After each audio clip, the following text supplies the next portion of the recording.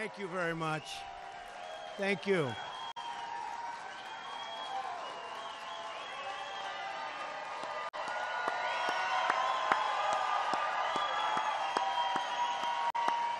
Thank you very much. It's so nice, and we appreciate it, and all of the people outside that were waving proudly the American flag. Believe me, we appreciate it very much. I want to thank Jerry Cook, Steve Burney, and all of the tremendous employees here at the Lauren Cook Company for hosting us today. Where is Jerry? Where is Jerry? Thank you. Thank you, Jerry. What a job. I've heard so much about you. It's a great honor to know you, Jerry. Thank you. I also want to welcome the many distinguished guests who are here with us for this very important event.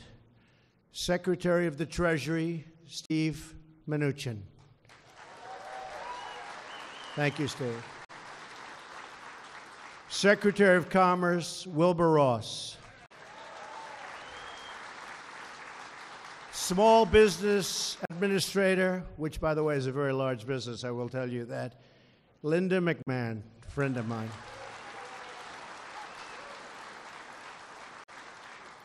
And from the purely political world, a really great friend who did such an incredible job with his beautiful wife at the inauguration, Senator Roy Blunt. Thank you. Thank you. Where's Roy? Thank you, Roy. Governor Greitens is here, who's doing some job. Thank you, Governor. Special.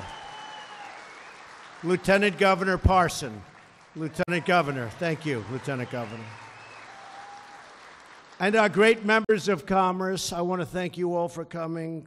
There's so many. I was asking the governor and Roy, I said, do you think I should announce them all? I have so many. But I'm honored that they're here. Representative Sam Graves. Representative Vicky Hartzler.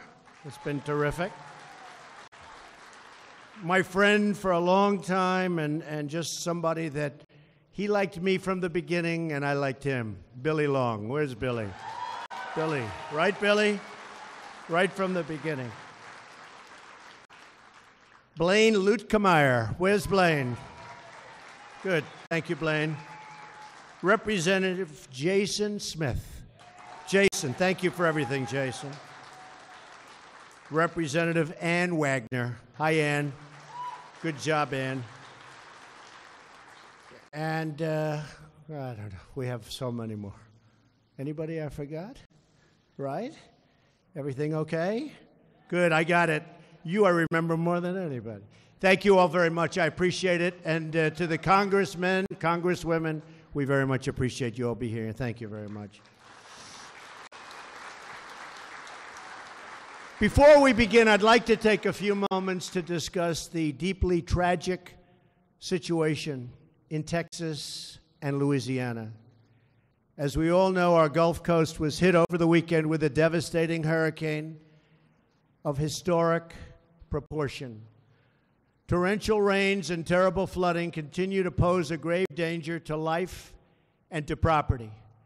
Our first responders have been doing absolutely heroic work to shepherd people out of harm's way, and their courage and devotion has saved countless lives. They represent truly the very best of America.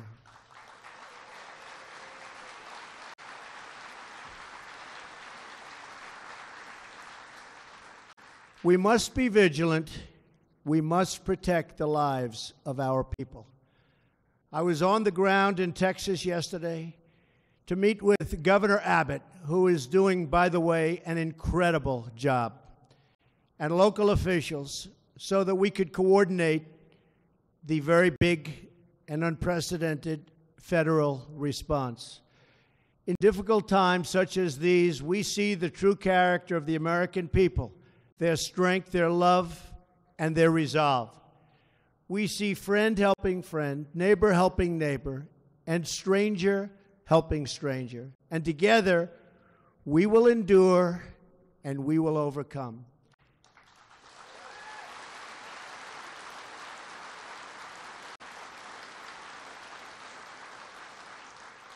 To those affected by this storm, we are praying for you, and we are here with you every single step of the way. And I can speak, I know, for the people in this room, every step of the way.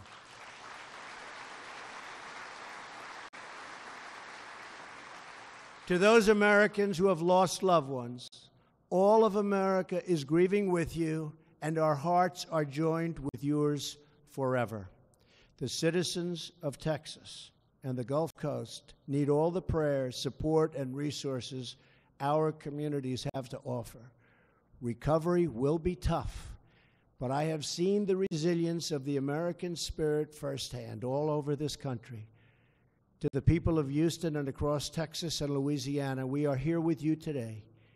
We are with you tomorrow, and we will be with you every single day after to restore, recover, and rebuild.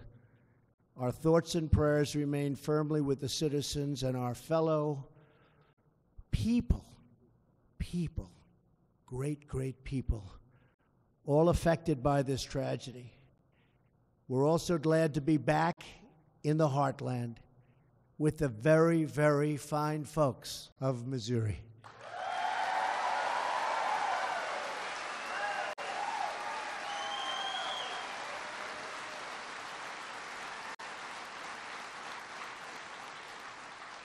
And I said to Senator Blunt, and I said to Billy Long on the plane coming in, can I say Missouri, or should I say Missouri? Okay? And they said, whatever you want is okay. So I said, good. But I'm especially pleased to be here in Springfield, the birthplace of a great American icon, the legendary Route 66. Who would have known that? This is the place where the Main Street of America got its start.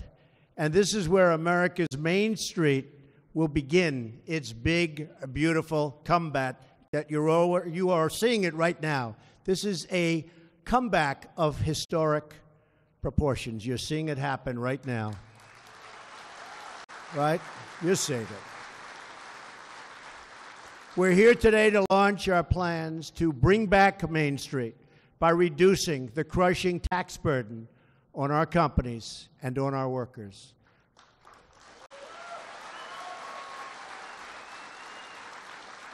Our self-destructive tax code cost Americans millions and millions of jobs, trillions of dollars, and billions of hours spent on compliance and paperwork. And you have seen what's happening with regulations. They're going fast. We need regulations, but many of them are unnecessary, and they are going fast.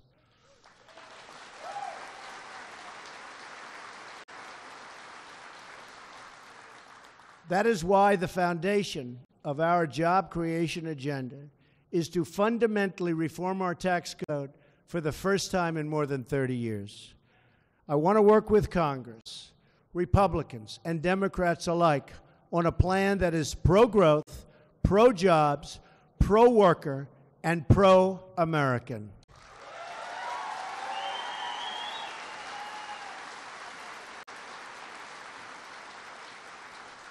There is no more fitting place to launch this effort than right here in the American heartland, surrounded by hardworking men and women whose skill, determination, and drive are truly second to none.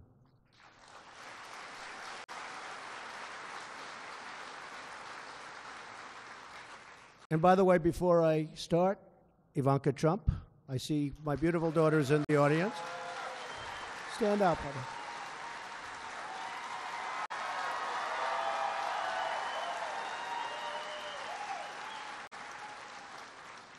She's working very hard. I'm very proud of Ivanka.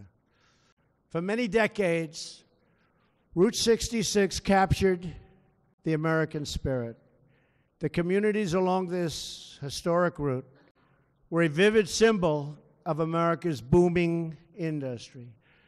Truck drivers hauled made-in-America goods along this vital artery of commerce.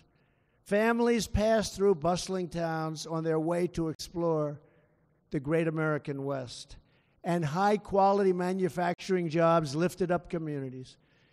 gave Americans a paycheck that could support a family. Mr. Cook is a great example of the people that do it. Yeah. Stand up, Mr. Stand up. Yeah.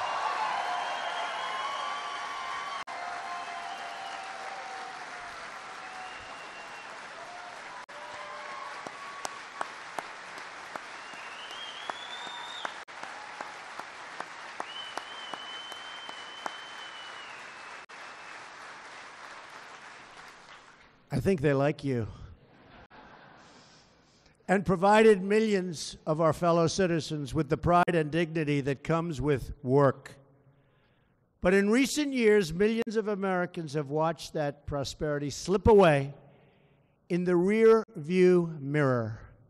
And it wasn't pleasant to watch, especially for me. I would sit back, I was in business, and I could see what was happening. Wasn't good. If we want to renew our prosperity and to restore opportunity, then we must reduce the tax burden on our companies and on our workers.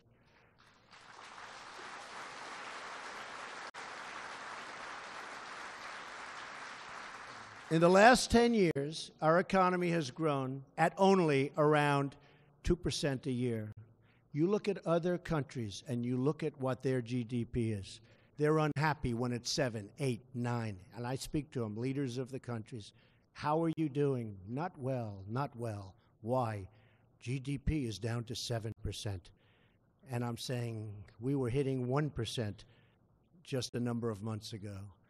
So we're going to change that around, folks, that I can tell you, and we're going to change it around for us.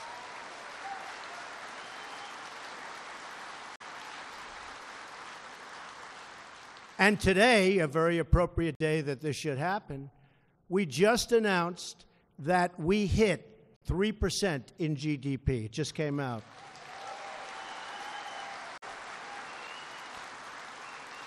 And on a yearly basis, as you know, the last administration, during an 8-year period, never hit 3%. So we're really on our way. If we achieve sustained 3% growth, that means 12 million new jobs and $10 trillion of new economic activity over the next decade. That's some numbers.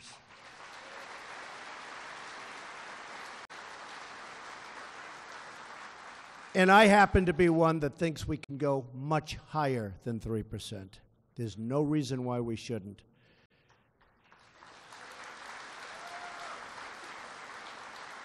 So this is our once-in-a-generation opportunity to deliver real tax reform for everyday, hardworking Americans. And I am fully committed to working with Congress to get this job done. And I don't want to be disappointed by Congress. Do you understand me? Do you understand? Understand. Congress. I think Congress is going to make a comeback. I hope so. Tell you what, the United States is counting on it.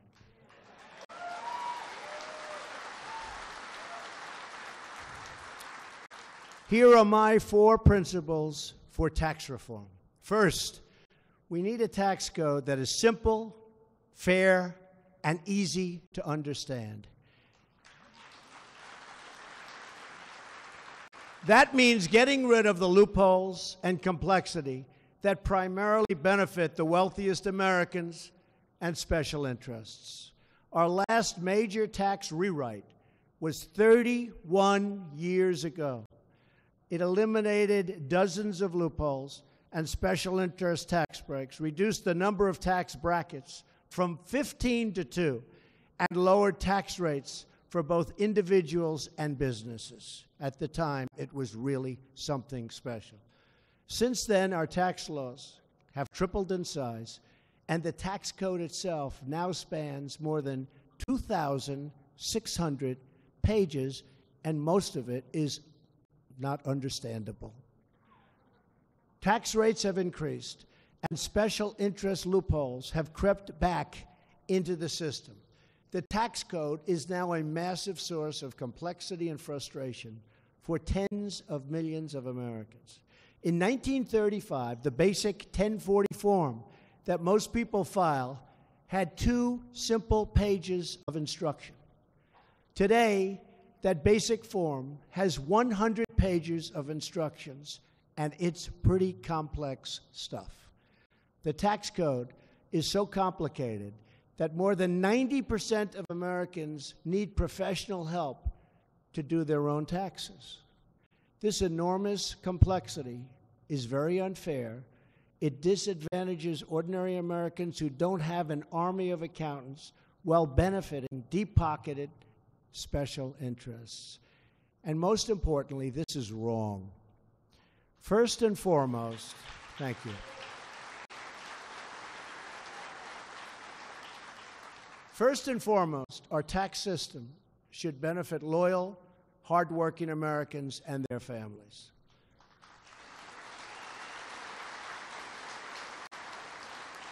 That is why tax reform must dramatically simplify the tax code, eliminate special interest loopholes.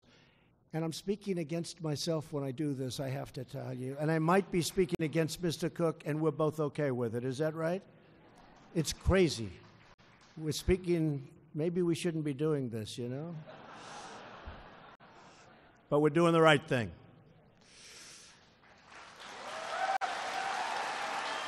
True.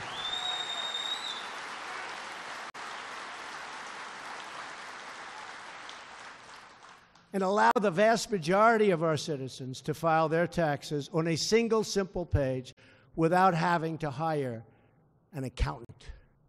Second, we need a competitive tax code that creates more jobs and higher wages for Americans. It's time to give American workers the pay raise that they've been looking for many, many years.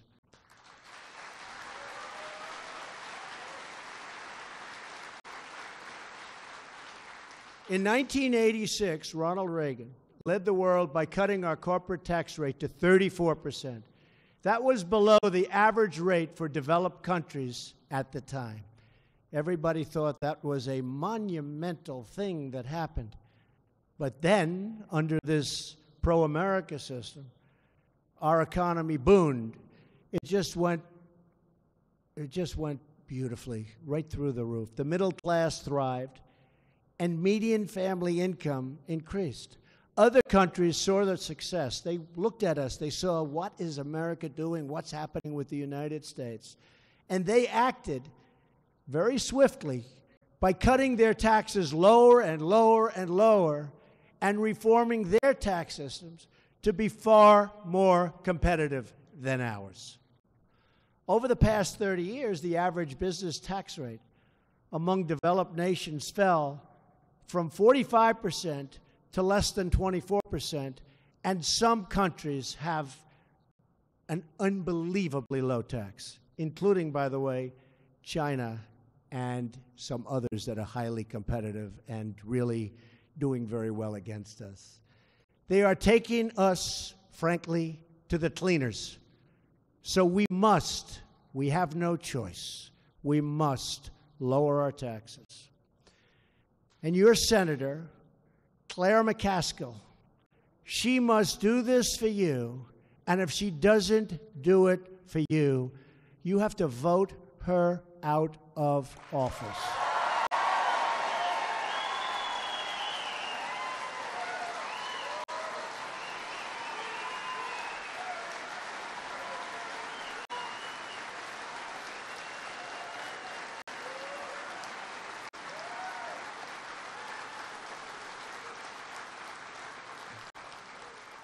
She's got to make that commitment. She's got to make that commitment.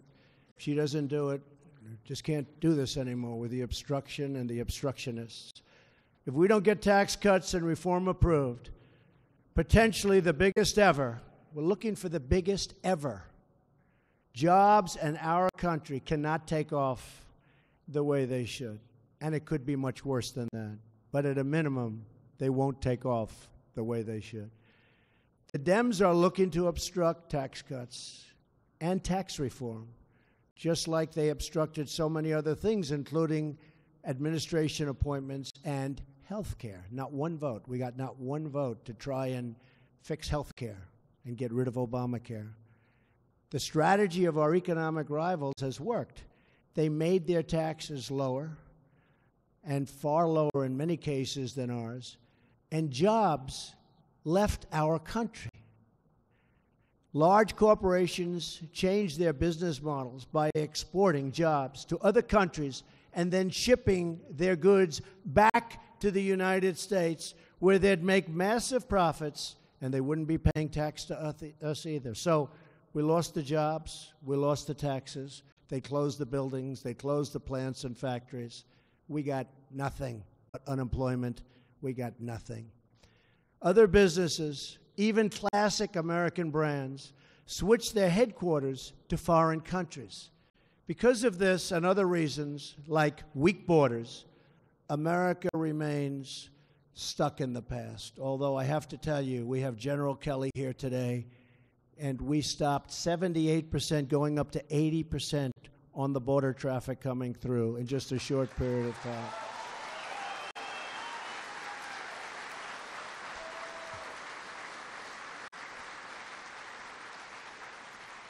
He's done some job. Whole different world out there right now.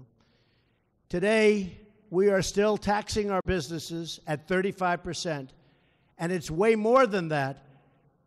And think of it, in some cases, way above 40% when you include state and local taxes in various states. The United States is now behind France, behind Germany, behind Canada, Ireland, Japan, Mexico, South Korea, and many other nations. Also, with these countries, and almost every country, we have massive trade deficits, numbers that you would not believe. But this administration is going to fix that one by one. We're fixing it. We're working right now on NAFTA, the horrible, terrible NAFTA deal that took so much business out of your state and out of your cities and towns. And we're working on it. Let's see what happens.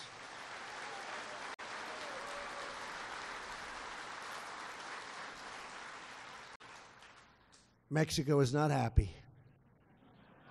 But as I told them, you made a lot of money for a lot of years and everybody left you alone. We got to change this deal, and hopefully we can renegotiate it. But if we can't, we'll terminate it and we'll start all over again with a real deal.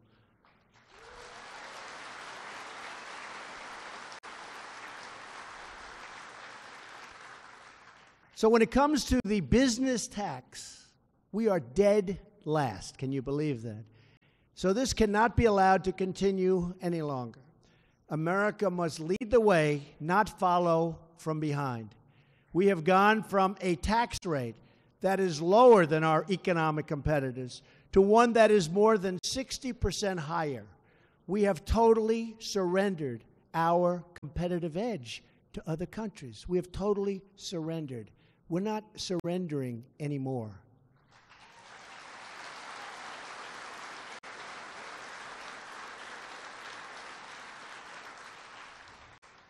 Ideally, and I say this for our Secretary of the Treasury, we would like to bring our business tax rate down to 15%, which would make our tax rate lower than most countries, but still by no means the lowest, unfortunately, in the world. But it would make us highly competitive. In other words, foreign companies have more than a 60% tax advantage over American companies. They can pay their workers more, sell their products and services at lower cost, and still make more money than their U.S. competitors.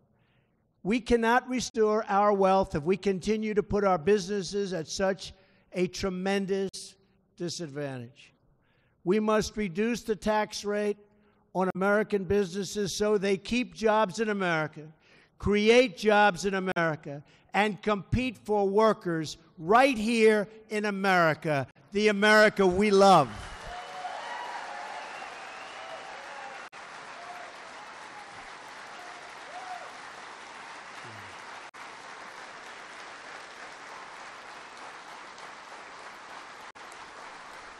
Thank you. Thank you very much. Because when businesses compete for labor, your wages will go up. Lower taxes on American business means higher wages for American workers, and it means more products made right here in the USA.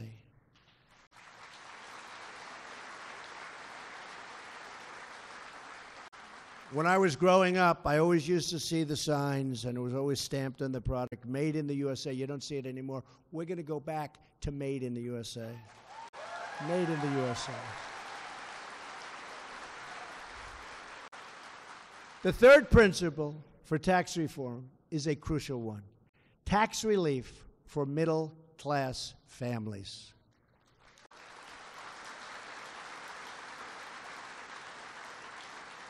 In a way, and I've been saying this for a long time, they've been sort of the forgotten people. But they're not forgotten any longer, I can tell you that.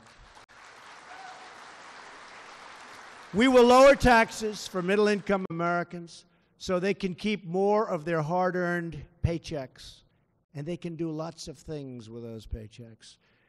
And that really means buying product ideally made in this country, but that means they'll go out and they'll spend their money, and it will be a beautiful thing to watch. This includes helping parents afford child care and the cost of raising a family.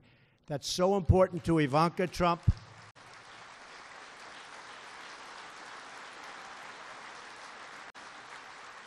Very, very important to everybody in this room, but so important to my daughter. It's one of her real big beliefs, and she's very committed to that. Right, Ivanka?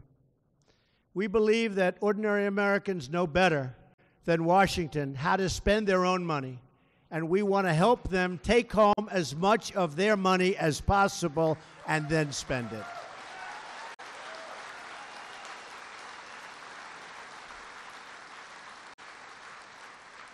So they'll keep their money, they'll spend their money, they'll buy our product, our factories will be moving again, companies are going to move back into our country, jobs are going to prosper, and our country is going to be just like it says on that beautiful red hat. It says, "Make America great again." That's what we're going to do. Right? Fourth and finally, we want to bring back trillions of dollars in wealth that's parked overseas. Because of our high tax rate and horrible, outdated bureaucratic rules, large companies that do business overseas will often park their profits offshore to avoid paying a high United States tax if the money is brought back home. So they leave the money over there. The amount of money we're talking about is anywhere from $3 to $5 trillion. Can you believe that?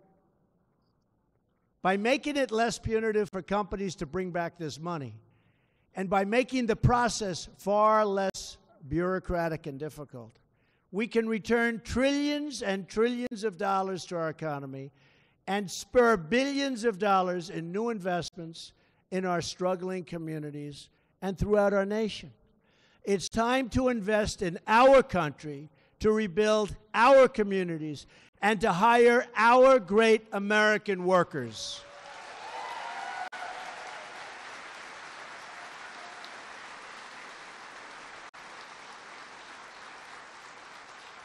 My administration is embracing a new economic model.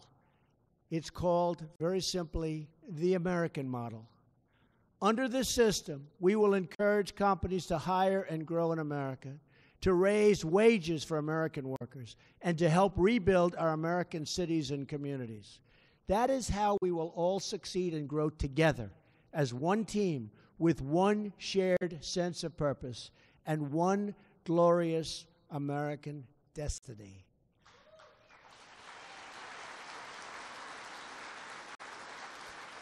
So today I'm calling on all members of Congress, Democrat, Republican, and Independent, to support pro-American tax reform. They have to do it. It's time. They have to do it. It is time. I'm calling on Congress to provide a level playing field for our workers and our companies, to attract new companies and businesses to our shores, and to put more money into the pockets of everyday hardworking people, and also into the pockets of our companies so they can continue to grow and expand.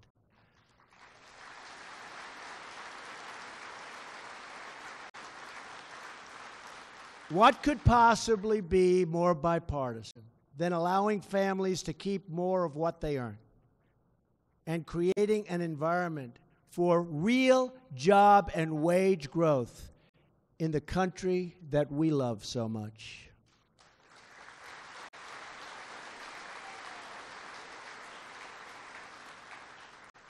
So let's put, or at least try to put, the partisan posturing behind us and come together as Americans to create the 21st century tax code that our people deserve.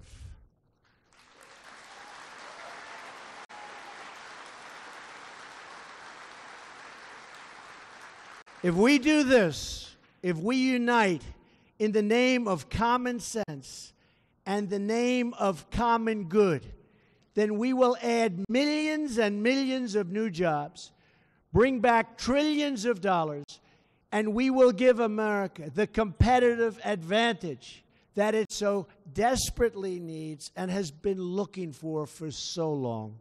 It's time.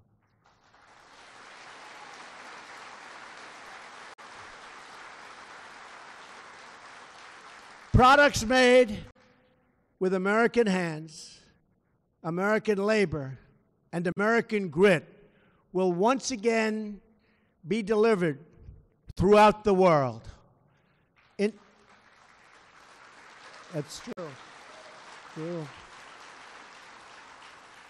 It's time. Instead of exporting our jobs, we will export our goods.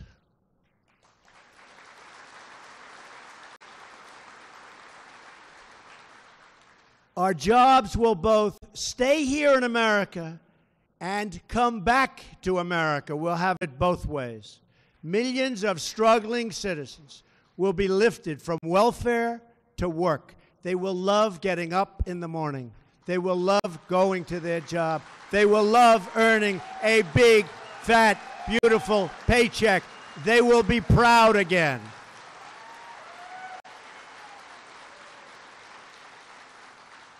That is the future I want for our people. That is the future I want for America, a nation where we are proud, prosperous, united, and free.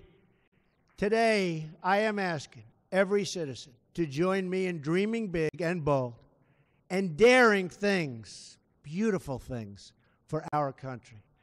I am asking every member of Congress, of which we have many with us today, to join me in unleashing America's full potential.